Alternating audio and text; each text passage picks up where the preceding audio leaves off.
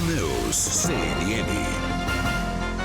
9h01, o IBGE acaba de divulgar o PIB do segundo trimestre. O resultado com Fernando Nakagawa. E aí, Nakagawa? Olha, Colombo, a economia brasileira teve uma queda de 9,7% no segundo trimestre, na comparação com os 3 meses anteriores. Veio um pouco pior do que esperado pelos analistas consultados pela agência Reuters, que previa uma contração de 9,4%. Na comparação com 2019, a economia brasileira caiu 11,4%, também um pouco pior do que esperado pelos analistas ouvidos pela Reuters, que esperavam uma queda de 10,7%. Entre as principais componentes do PIB no segundo trimestre, destaque para a agropecuária, que conseguiu crescer no segundo trimestre 0,4%, e do lado negativo, a indústria teve um tombo de 12,3%. Os investimentos na economia foram o segmento que mais sofreram, com uma contração de 15,4% no segundo trimestre. O consumo das famílias caiu 12,5% e o consumo do governo 8,8%. Então, é a economia brasileira tecnicamente entrando em recessão, já que são 2 trimestres seguidos de queda do Produto Interno Bruto, que é a conta das riquezas produzidas pelo Brasil.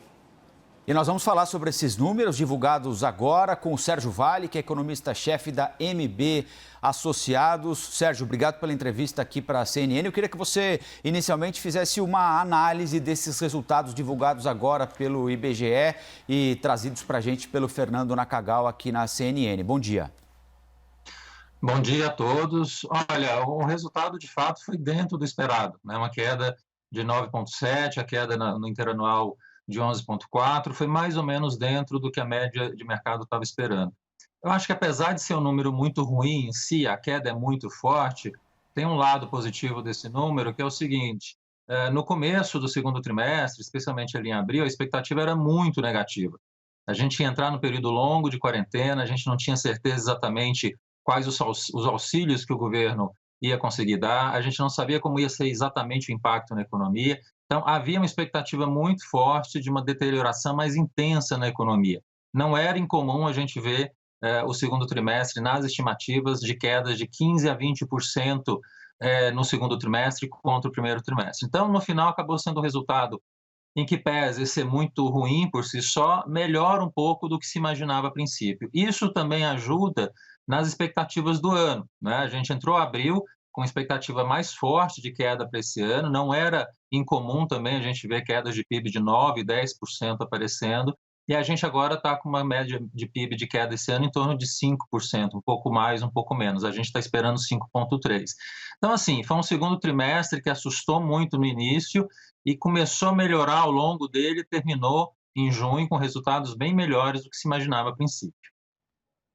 Nakagawa? Sérgio, eu queria ouvir a tua percepção sobre o principal debate que existe agora em Brasília sobre a extensão do auxílio emergencial. Isso foi muito importante para o consumo das famílias agora no segundo trimestre. Se o auxílio for estendido até dezembro, afeta de alguma maneira a sua projeção para o PIB do ano? O auxílio foi extremamente importante, Fernando. Quer dizer, ao longo do segundo trimestre, se a gente não tivesse o auxílio, a gente teria um impacto muito pior em consumo, né? Ele foi responsável por um resultado bem mais favorável em comércio e consumo no final. A gente viu um impacto forte de crescimento de consumo de alimentos, consumo de eletrodomésticos, eletroeletrônicos. Então, assim, o auxílio teve um papel em consumo relevante no segundo TRI. Vai ter ainda no terceiro TRI, né, que ele vai permanecer praticamente nesse valor. O problema no final desse trimestre e no quarto trimestre, os valores serão menores. Então, há uma preocupação com tudo que aconteceu no segundo TRI de aumento de consumo, das pessoas eventualmente poderem até se endividar um pouco.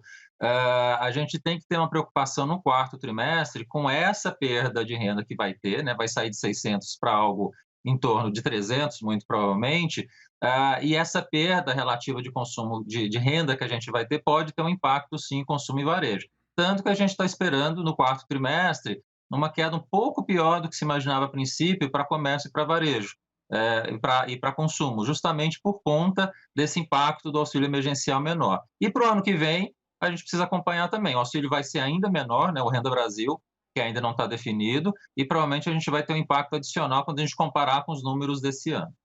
Agora, é possível projetar para o terceiro trimestre que o Brasil volte ao azul? Sim, Rafael, muito provavelmente, quando a gente fala em recessão, em termos técnicos em economia, são 2 trimestres seguidos de queda. A gente viu isso acontecer no primeiro semestre, né, no primeiro e no segundo trimestre. No terceiro, quase com certeza vai ser um crescimento. E não vai ser um crescimento pequeno, né? A gente está estimando um pouco acima de 5% no terceiro TRI contra o segundo TRI. O quarto TRI também deve ser crescimento, na casa de 3%. Então, assim, os números vão ser favoráveis no segundo semestre. Digamos assim, o segundo TRI foi o pior de todos, até comparado na história brasileira. A gente nunca teve uma queda tão forte de PIB concentrada num trimestre só. Daí para frente, a tendência é de fato melhorar. Aquelas quedas muito fortes que a gente viu em abril, por exemplo, vocês lembram disso? A gente viu a indústria de automóveis, por exemplo, caindo 99%. Daí só tem como melhorar de fato, né? E a gente está vendo esse terceiro e quarto TRI com um olhar mais positivo. Ainda é queda em relação ao ano passado, mas na margem que dá uma sinalização de recessão, a gente vai poder dizer que o país, de fato, saiu da recessão já no terceiro trimestre. Sérgio, eu queria saber de você também o seguinte: o que é que a gente tem de fazer de lição de casa agora para tentar entrar no ano que vem, em 2021, com as coisas mais ou menos ajustadas? A gente tem discutido muito aqui, não é? O orçamento é muito curto, o governo mandou o orçamento para o ano que vem para o Congresso Nacional ontem, com redução drástica de despesas em alguns setores. Não se sabe exatamente como vai funcionar ainda o Renda Brasil, o governo nem incluiu isso no orçamento, porque não sabe de onde vai tirar o dinheiro para pagar esse benefício e, em tese, né, até o dia 31 de dezembro, nós acabaremos com o tal do orçamento de guerra e, a partir de 1º de janeiro, o país vai ter de começar a indicar que, em algum momento, o trem correrá no trilho novamente. O que é que a gente tem de fazer para que 2021, já supostamente com a pandemia sob controle, a gente torce para isso, embora não tenha informação precisa, as coisas corram mais ou menos dentro daquilo que se espera?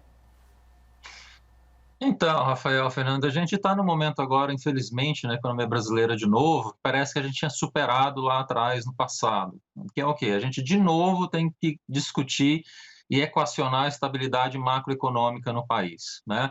Até o começo desse ano, até antes da pandemia, a gente estava num caminho bastante interessante. A dívida pública estava caindo, a taxa de juros estava bastante sob controle, porque a inflação também estava bastante tranquila para esse ano. Então, a gente tinha um caminho aí que estava sendo virtuoso em política monetária e em política fiscal, né, no grande quadro da estabilidade macroeconômica.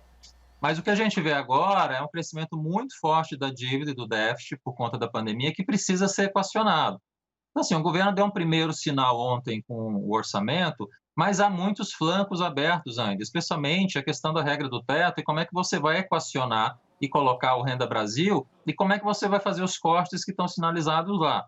Essa incerteza em relação à questão fiscal coloca pressão na taxa de câmbio, coloca pressão em termos de investimento, não é positivo para cenário de crescimento. Então, antes de tudo, a gente precisa equacionar bem a estabilidade macro e continuar fazendo as reformas microeconômicas que a gente está fazendo desde que o Temer virou presidente, né? Esse ano a gente teve a lei do saneamento, muito provavelmente a gente vai ter a lei do gás e a lei de falências, que são extremamente positivas como reformas microeconômicas para gerar possibilidade de investimento. Então, assim, você tem coisas boas, importantes acontecendo na esfera microeconômica, mas não adianta, essas reformas podem avançar, podem acontecer. Se você não tiver estabilidade macro antes disso tudo, isso tudo vai por água abaixo. E significa o que lá na frente? O câmbio pode explodir, a inflação pode acelerar e os juros que estão baixos agora podem ter que voltar a subir. Então, antes de mais nada, a gente precisa ter segundo semestre muito concentrado na estabilidade macro, senão a gente não vai conseguir entregar resultado lá na frente. Sérgio, olhando para frente, você acha que há espaço para o Banco Central cortar novamente os juros como uma maneira de tentar incentivar essa retomada mais acelerada de agora em diante? E aproveito também para te ouvir sobre o setor agropecuário. Foi o único segmento da economia que conseguiu crescer no segundo trimestre. Quais as razões desse momento em que a agropecuária, o campo, conseguiu passar aí absolutamente sem sentir esse baque da crise? Sobre os juros, Fernando, a figura metafórica que o João, que é um diretor do Banco Central, colocou, né, que a política monetária é um passageiro e a política fiscal é o piloto, é absolutamente verdadeiro, né? A gente tem, nesse momento, uma dependência muito grande da política monetária em relação à política fiscal. Por que o Banco Central não cai mais a taxa de juros agora? Ele tem sinalizado intensamente nos seus relatórios a preocupação com o caminho fiscal, né? Se você tem um desarranjo fiscal vindo à frente, a curva de juros começa a acelerar e lá na frente, eventualmente, a própria curva de curto prazo, a Selic, a gente vai acabar tendo que subir também. Então, o Banco Central está cauteloso, ele está sinalizando com essa taxa a 2%, que, convenhamos, é historicamente baixa também para os padrões brasileiros, não dá para baixar mais enquanto a questão fiscal não estiver resolvida. Então, a gente vai ficar com esse 2% esse ano e provavelmente primeiro semestre do ano que vem ainda. Pelo menos é uma taxa baixa que vai estar presente aí pelo menos por mais um ano na economia brasileira.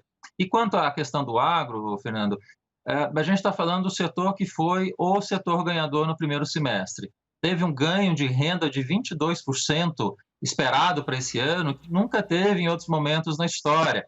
E causado pelo quê? Pela taxa de câmbio muito favorável, que depreciou muito nesse primeiro semestre, e pelo crescimento chinês, que ainda continua positivo e demandando os produtos brasileiros, né? E a gente não pode esquecer que o agro, quando a gente pega toda a cadeia, pega a fazenda, a indústria, os serviços, logística, tudo que está relacionado ao segmento é quase 25% do PIB, né? Então, quando você pega um setor que tem este peso e consegue ter essa performance, ele também é responsável para a gente ter um resultado melhor no segundo trimestre. A gente pega algumas regiões do país, como o Centro-Oeste, por exemplo, que tem um peso forte do agronegócio, em termos de atividade, eles tiveram resultados melhores do que outras regiões. Então, assim, eu acho que o auxílio emergencial foi importante, mas alguns segmentos específicos, e aí eu jogo também as outras commodities. Mineração também teve um impacto importante no primeiro semestre, né? As commodities tiveram um papel importante no crescimento brasileiro no segundo trimestre, né? 1/3 da economia brasileira depende desses segmentos, e eles, de fato, entregaram um resultado bom. Sérgio Vale, economista-chefe da MB Associados, aqui na CNN Brasil, nos ajudando a entender a divulgação do PIB do segundo trimestre. Muito obrigado pela entrevista e até uma próxima, hein? Obrigado, Rafael. Obrigado, Fernando. Até a próxima.